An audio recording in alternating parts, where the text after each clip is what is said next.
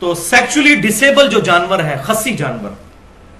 اس کی قربانی، تو بھائیو ایک اصولی بات تو سمجھ لیجئے، سورۃ النساء کے اندر یہ بات آئی، آیت نمبر 119، جس پر میں نے تقریباً 2 گھنٹے اپنی تفسیر کلاس میں گفتگو کی تھی، داڑھی کا مسئلہ بھی اور باقی ایشوز بھی اس میں نے بیان کیے تھے۔ بسم اللہ الرحمن الرحیم۔ شیطان جو ہے وہ کہتا ہے کہ میں کیا کیا حربے آزماؤں گا، ان میں سے ایک حربہ یہ تھا وَلَآمُرَنَّهُمْ فَلْيُبَتِّكُنَّ آذَانَ الْأَنْعَامِ، میں ضرور ان کو حکم دوں گا کہ یہ جانوروں کے کان چیریں گے، یعنی اللہ نے تو صحیح کان بنائے لیکن یہ کان چیریں گے، بتوں کے نام پر چھوڑیں گے، خلقت کو بگاڑیں گے۔ وَلَآمُرَنَّهُمْ، اور میں ضرور انہیں حکم دوں گا، شیطان نے کہا، فَلْيُغَيِّرُنَّ خَلْقَ اللَّهِ، تو پس ضرور یہ اللہ کی بنائی ہوئی تخلیق کو بدل دیں گے۔ تو جانور کو خصی کرنا بھی بیسیکلی اللہ کی بنائی ہوئی تخلیق کو بدلنا ہے، اس میں کوئی شک ہی نہیں ہے کہ نر کو آپ جو ہے وہ سیکچولی ڈسیبل کر رہے ہیں، اللہ کی تخلیق بدل رہے ہیں، اور ظاہر ہے وہ تکلیف دہ امر بھی ہوتا ہے، ایسا نہیں کہ جانور کو تکلیف نہیں ہوتی۔ مرد کوئی خصی ہو تو یہ عیب بھی سمجھا جائے گا، اور جانور کو آپ خود خصی کریں گے، سیکچولی اس کو ڈسیبل کر دیں گے تو یہ عیب ہی شمار ہوگا۔ اور اس بارے میں سیدنا انس بن مالک رضی اللہ تعالیٰ عنہ جو صحابی ہیں اور بڑے جید صحابی ہیں، آپ صلی اللہ علیہ وسلم کو 10 سال تک وضو کروایا، اور آپ صلی اللہ علیہ وسلم کی وفات کے بعد 82 سال تک زندہ رہے، 93 ہجری میں فوت ہوئے مدینہ شریف میں۔ صحیح سند کے ساتھ ان کا قول موجود ہے تفسیر تبری میں، جو پہلی اسلام کی تفسیر ہے قرآن پاک کی، ابن جریر تبری رحمۃ اللہ علیہ، المتوفا 310 ہجری، پہلے 300 سال کے بزرگوں میں آتے ہیں، اور یہ وہ بزرگ ہیں جو اہل سنت اور اہل تشیع دونوں ان کی بزرگی کے قائل ہیں۔ ایک اہل تشیع کے بھی امام تبری ہیں، وہ الگ ہے، یہ اہل سنت والے کو بھی وہ مانتے ہیں۔ تو انہوں نے صحیح سند کے ساتھ انس بن مالک کا قول نقل کیا ہے اسی آیت کے کانٹیکسٹ میں، کہ وہ کہتے ہیں کہ جانوروں کو خصی نہیں کرنا چاہیے۔ اس کے علاوہ بھی کئی تابعین کے اقوال مصنف ابن ابی شیبہ میں اور باقی سنن الکبریٰ البیہقی میں موجود ہیں کہ جانوروں کو خصی کرنا تابعین کے گروہ میں برا سمجھا گیا ہے، اور چند ایک تابعین اس کے جواز کے بھی قائل ہیں،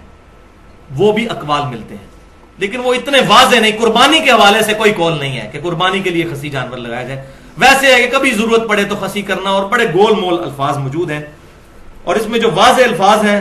وہ بھی بڑی مشکل کے ساتھ ہی ہیں۔ سنن الکبریٰ البیہقی میں امام بہیقی رحمۃ اللہ علیہ نے لکھا ہے، کامنٹس دیے ہیں کہ کوئی بہت ضرورت پڑ جائے تو جانور کو خصی کرنا جائز ہے۔ اب وہ ضرورت نہیں انہوں نے بتائی کہ کون سی، قربانی کا ذکر کوئی نہیں کیا۔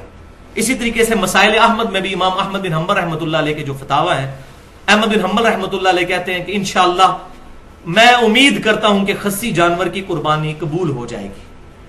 اب یعنی کہ وہ اس کو جسٹ جائز کے زمرے میں لے رہے ہیں، کوئی افضل نہیں، جس طرح ہمارے یہاں موجود ہے کہ جی خصی جانور کی قربانی کرنا افضل ہے۔ اور وہ مسکنسیپشن آئی اس ضعیف روایت کی وجہ سے، جو سنن نبی داؤد، سنن ابن ماجہ اور مسند امام احمد میں ہے کہ آپ صلی اللہ علیہ وسلم نے 2 خصی مینڈے قربان کیے۔ یہ پکی ضعیف روایت ہے، کیونکہ اس میں شریک بن عبداللہ القاضی جو ہیں وہ مدلس ہیں اور ان سے روایت کر رہے ہیں، اور صحیح مسلم کے مقدمے میں پیٹ رول ہے کہ مدلس کی ان والی روایت ہے جو ضعیف ہوتی ہے جب تک سما کی تصریح موجود نہ ہو۔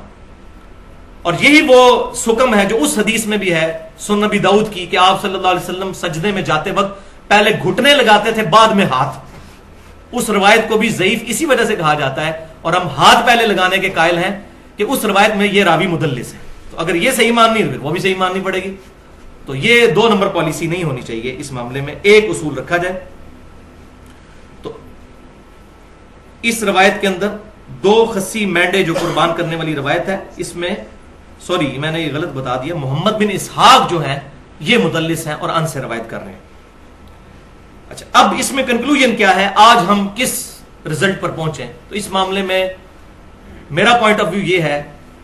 کہ بہتر یہی ہے کہ خصی جانور کی قربانی سے اوائڈ کیا جائے۔ البتہ اگر کوئی کر لیتا ہے تو اس کو ناجائز نہیں کہیں گے، حرام نہیں کہیں گے۔ اس کی وجہ یہ ہے کہ آپ صلی اللہ علیہ وسلم نے جو عیب گنوائے ہیں جانوروں میں، اگر یہ عیب پائے جاتے ہوں